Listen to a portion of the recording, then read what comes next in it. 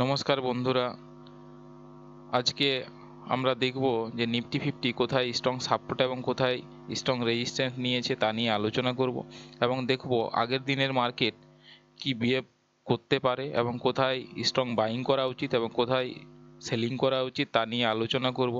মনে রাখবেন, আমি কোনো সেবি রেজিস্টার অ্যাডভাইজার নই। এই ভিডিওটি কেবলমাত্র লার্নিং পারপাসে বানাচ্ছি। তো প্রথমে আমরা নিফটি ফিফটি নিয়ে আলোচনা করব, তারপরে ব্যাঙ্ক নিফটি, অন্য কোনো একটা ভিডিওতে ব্যাঙ্ক নিফটি নিয়ে আলোচনা করব। তো প্রথমেই আমরা টাইম ফ্রেমটাকে 1 উইক করে নেব। 1 উইক করার পরেই দেখতে পাচ্ছি যে সুন্দর আজকে কিন্তু একটি বুলিশ ক্যান্ডেলস্টিক বানিয়েছে এবং আমরা দেখতে পাচ্ছি যে বায়াররা খুব অ্যাক্টিভ আছে। এরপরে আমরা দেখব যে ওয়ান ডে টাইম ফ্রেমে মার্কেট কি করেছে। ওয়ান ডেতেও আমরা দেখতে পাচ্ছি যে সুন্দর একটি বুলিশ ক্যান্ডেলস্টিক বানিয়েছে। এরপরে আমরা 15 মিনিটে মূল আলোচনা করব এবং দেখব যে কোথায় কোথায় স্ট্রং সাপোর্ট এবং স্ট্রং রেজিস্ট্যান্স নিয়েছে এবং আজকের মার্কেট কোথা থেকে সাপোর্ট নিয়ে উঠেছে এবং কত দূর উঠেছে তা নিয়ে আমরা এখন দেখব। তো মোটামুটি আমরা দেখতে পাচ্ছি যে 22,000-এ মার্কেট এসে সাপোর্ট নিয়ে মার্কেট ক্লোজ করেছে কোথায়, 22,109-তে।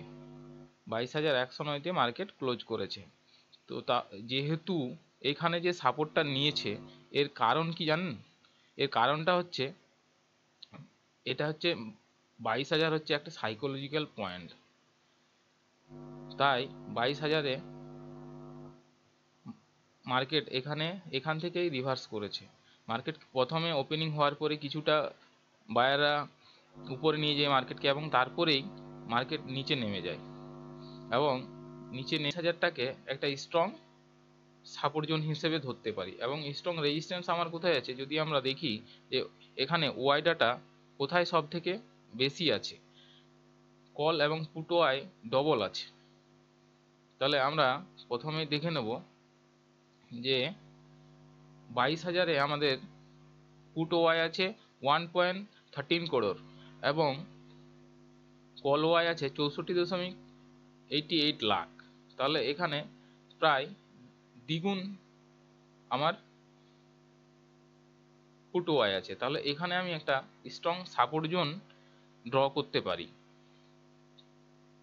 তাহলে আমি এখানে প্রথমে একটা স্ট্রং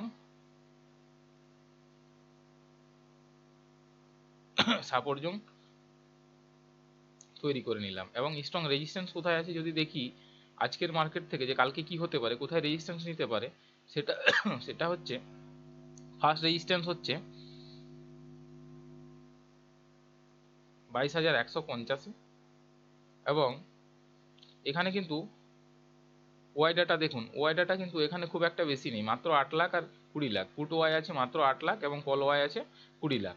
এরপরে যদি দেখি এর থেকে বেশি কোথায় আছে সব থেকে এর উপরে, সেটা হচ্ছে 22,200-তে।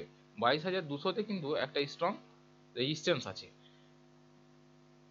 তাহলে আমি এখানে একটা রেজিস্ট্যান্স লাইন ড্র করে নেব। এখানে আমি একটা রেজিস্ট্যান্স লাইন ড্র করে নিলাম।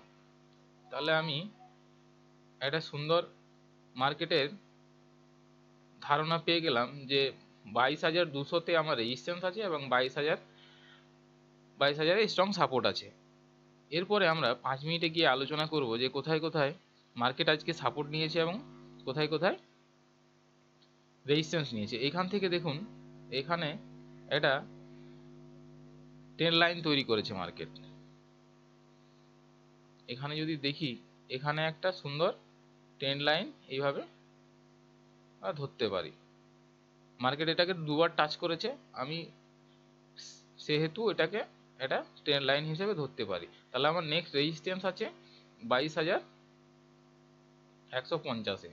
তারপরের স্ট্রং রেজিস্ট্যান্স আছে, এটা মোটামুটি রেজিস্ট্যান্স, যেহেতু এখানে ওয়াই কম আছে খুব, 8 লাখ 20 লাখ এখানে রেজিস্ট্যান্স আছে, কিন্তু এইখানে সব থেকে বেশি আছে 22,200-তে। তাহলে আমার ফার্স্ট রেজিস্ট্যান্স হচ্ছে 22,150 এবং সেকেন্ড রেজিস্ট্যান্স হচ্ছে 22,200। 22,200-তে কিন্তু একদম স্ট্রং রেজিস্ট্যান্স আছে। আমার সাপোর্ট যদি দেখি আমি তাহলে এখানে আছে 15,30,000, তাহলে ডবল আছে, আমি এটাকে সাপোর্ট হিসাবে ধরতে পারি। তাহলে আমার ফার্স্ট সাপোর্ট আমি ধরতে পারি যে 22,050কে, 22,050-এ আমার কিন্তু ফার্স্ট সাপোর্টকে আমি ধরতে পারি। এবং সেকেন্ড সাপোর্ট কোথায় না 22,000, 22,000-এ আমার সেকেন্ড সাপোর্ট আছে। তো কালকে আমরা দেখি মার্কেট কি বিহেভ করছে, তার উপর ডিসিশন নেব মার্কেট গ্যাপ আপ ওপেন হবে না গ্যাপ ডাউন ওপেন হবে। তবে আমার এই ক্যান্ডেলস্টিক দেখে শেষে যেহেতু বাইং এসছে, সেহেতু আমার মনে হয় কালকে মার্কেট 50 পয়েন্ট হলেও, 50 point minimum 50 point gap up open হতে পারে। তো মার্কেটে 100% বলে কিছু হয় না, সব কিছু প্রবাবিলিটি। তো দেখা যাক।